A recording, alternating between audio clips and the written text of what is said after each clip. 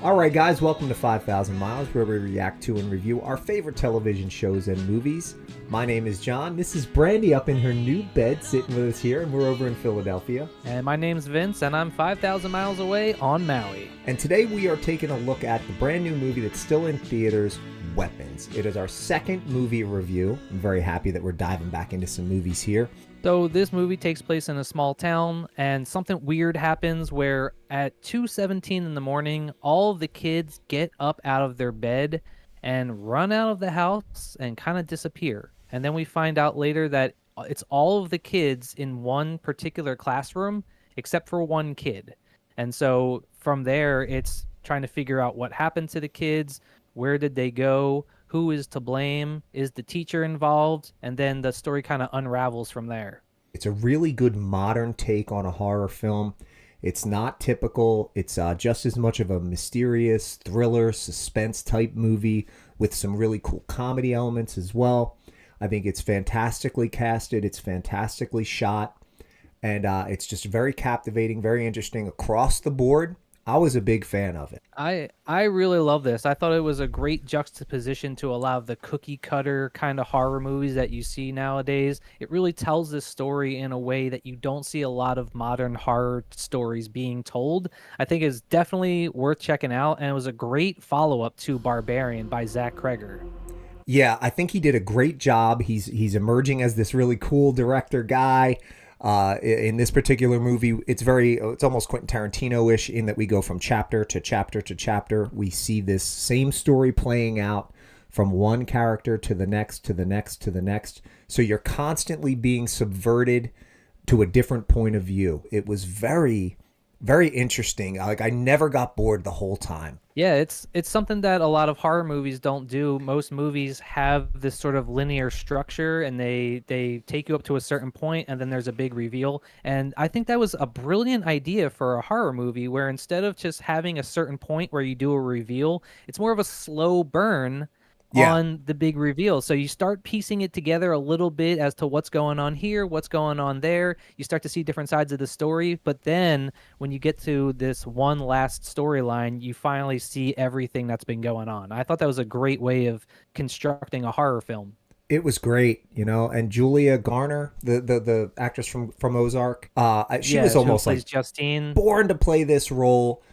Josh Brolin was also really excellent in it. For anybody out there that's ever seen Prisoners, the role that Hugh Jackman plays in that film, like the crazy angered parent that needs to find his child, Josh Brolin takes on that role in this film in a fantastic way.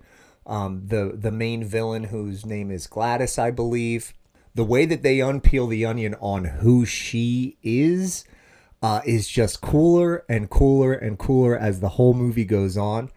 So, like, I had no complaints, man. So if anybody's here just wondering if you should check it out, I'm giving it 2 thumbs up. But from here on out, it's going to be spoiler alert. Right, yeah, because I thought this movie was fantastic. If you haven't seen it yet, go watch it and then come back and watch the rest of this video, because from here on out, we're going to be talking a little bit of spoilers. You ready to get into it? Yeah, let's go. First of all, love Julia Garner. She's great as Justine. I love her in Ozark. I know you're a big Ozark fan also. Huge fan. I love seeing her in this. And then also, come on, Josh Brolin. We got Thanos in here and No Country for Old Men. I mean, what a heavy hitter to be able to get in this movie. What He's in Dune too, isn't he? He's also in Dune. He also is in Dune, so yeah. He's the fucking man. I mean, he's in so much great stuff. So we love to see Josh Brolin in there. We also had a nice little cameo from Justin Long, who was in Barbarian, and we had a cameo from June Diane Raphael, who's in one of my favorite podcasts, How Did This Get Made? And also, the guy who plays the police chief, Ed, is one of my favorite character actors of all time. That is Toby Huss. Toby Huss is a fantastic character actor. He shows up in everything from The Adventures of Pete and Pete to Venture Brothers. This guy, I always love seeing him in there, and so it was a real treat to see him playing the police captain also. Yeah, it was a really great cast. Let's talk about Julia Garner a little bit. I mean, look, her portrayal of her struggles with alcoholism and the way that we see that plays out, her interaction with the ex-boyfriend who's trying to be sober, and she kind of fucks his life up. And then we find out that she had trouble at an old school and all that. The way that they take us down Right. the road with her, but her performance still managed to make her a sympathetic character. I really dug all of Right. that stuff, man. She really killed it in that regard. Right. I really enjoyed that, and I love the scene where she's going through the grocery store and the guy's wife who she slept with comes up Catches to her up and to like her, grabs yeah. her and throws her down, and She's then pissed. literally like takes a bottle of vodka and is throwing it all over her. So in that sense, alcohol is literally being used as a weapon. But it's also interesting because Zach Cregger has mentioned in interviews that the idea of Gladys being in this kid's house Yeah. sort of harks back to his experience of a child and living with an alcoholic parent.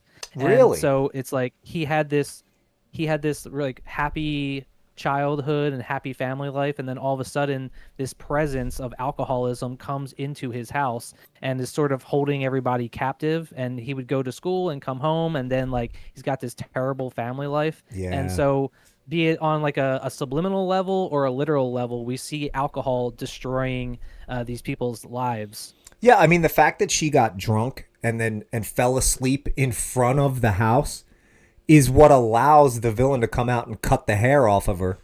If she was behaving How properly, creepy was that oh scene? my god, dude, seriously? Because that was the first time also, not only was that scene super fucking creepy, right? The snip happens.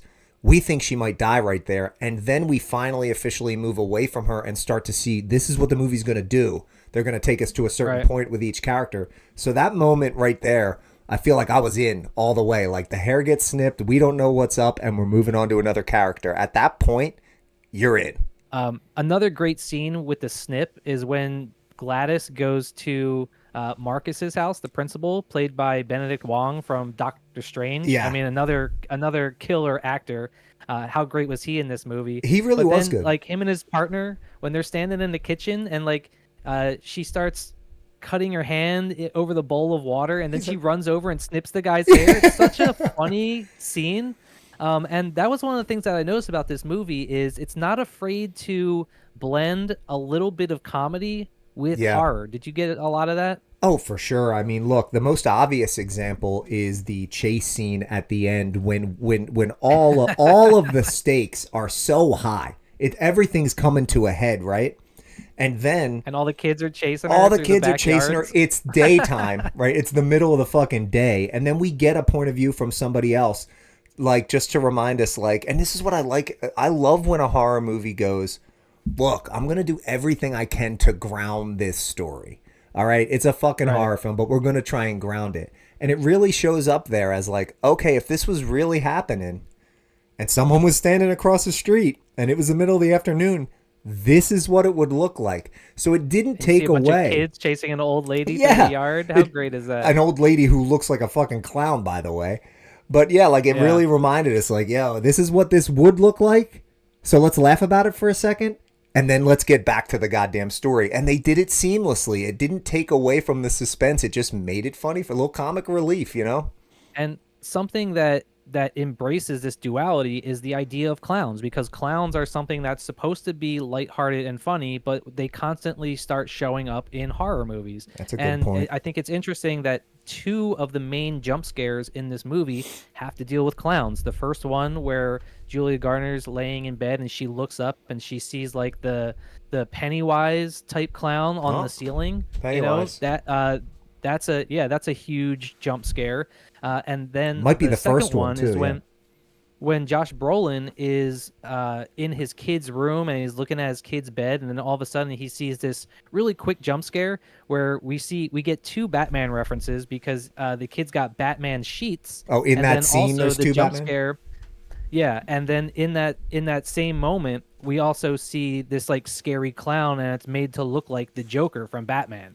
And we know Zach Cregger is a big Batman fan because he wrote a script that may get turned into a DC Batman movie in the future. Oh, cool. Keep your So eye it out was for really that. cool to, yeah, it was really cool to see that little Batman reference and also see these two clown references from famous horror movies. I'll tell you something else that I liked as somebody who like I'm not like a dyed in the wool horror guy. I'll stick my toe in when it's worth it, and it was here.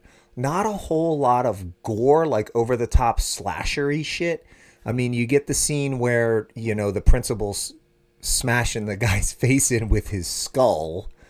That was a little gruesome. There's a scene much. where the parents are stabbing themselves in the face with the fork. Also, and a little tough to watch. And also something that was kind of funny to me, the scene where the cop is choking Justine at the end, and she pulls out like the potato peeler and starts peeling his face. It was kind of hard to watch. I looked away, dude. I looked funny. away. I don't think I've ever seen a scene in a horror movie where somebody gets their face peeled like that. If you guys can think of something like that, put it in the comment. But I think that's the first time I've ever seen that. I had to look away. It's not up my alley. But to your point about the fork scene, it was just fucking nasty and gruesome enough that it was off-putting. But really what it was doing was letting us know what this villain's capable of, and making sure that she instilled the proper level of legitimate fear to a child who she's going to now need to count on that child's not going to run their mouth. You better make your point with a fucking 8-year-old or whatever it is, like, to really instill it. And I'll tell you how you do that. Make his parents stab themselves in the face with forks in front of them. That'll get the point across. And then in order to get him to do whatever you want, like getting all the items from the kids in the classroom, you have to make him think that if he just does this one thing, then she's going to get better and she'll go away and he won't have to deal with it anymore. And so you could see how this kid was like willing to do anything just to get her to go away and get out of his life. And try to get his parents back, really, is what he wanted. He wanted try to get his sense parents back. So let's talk about the villain a little bit more. And I want to ask you a question. I thought that she was perfectly depicted. She was hideous and disgusting and eerie and strange in all the best ways, but then like competent and manipulative, and we don't know where she's getting her power from. But then when we see the way that she wraps the stuff and smears the blood and creates the issue, there was no cheesiness really cool about it. It was all fucking cool. Like everything I saw, I was like, yeah, this is cool, man. And because this is brand new IP, Zach Cregger was free to kind of like make up his own lore and do whatever he wanted with that, where he wasn't relying on existing IP and existing lore that was already built into the story. So it was kind of, he was kind of free and off the leash to kind of do whatever he wanted and build that world. And I thought he did a really great job with that. And I really loved at the end when the kid starts to pick up how to use the magic, and he takes the little tree branch and he wraps the thing around it, and he uses her own magic against her. I thought that was a great way to end it. It was beautiful. I didn't know how they were going to get out of it, and and the fact that was how, and they tear her limb from limb. So were you a little upset that we didn't get a concrete answer to the lore and the mystery surrounding Gladys and how she got to be that way, how long she's been that way, why she's that way, what she has to do in order to keep living? We don't get concrete answers to that. We don't. And I could see somebody being annoyed by that. I, on the other hand, was happy to make all my own inferences about it. They gave us enough information that I can fill in the blanks in my own mind, and I liked it that way. I thought that was actually clever and ambitious of him to just go, let the audience fill in the blanks. We'll give them enough, right? Yeah, I don't want to see movies where everything is being spoon-fed to me. I like when movies are a little bit more open-ended and ethereal, and I think this movie did a great job of not explaining everything, but giving you just enough to keep you hooked. Yeah. Well, the strength of Barbarian gave him the budget to make this movie what it was.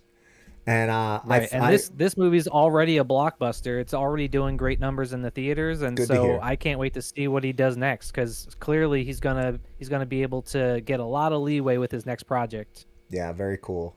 All right, guys, let us know what you thought of Weapons in the comments. Let us know what you may have agreed with that we chatted about here. And most importantly, you got any recommendations for us? We want to start doing more movies. Let us know. Yeah, and if you haven't seen Weapons yet, go see it. It's still in theaters. Go see it. Go check it out. So, all right, cool, guys. Thanks for hanging out. We'll see you guys on the next one. All right, we'll catch you in the next one. Say bye, Brandy.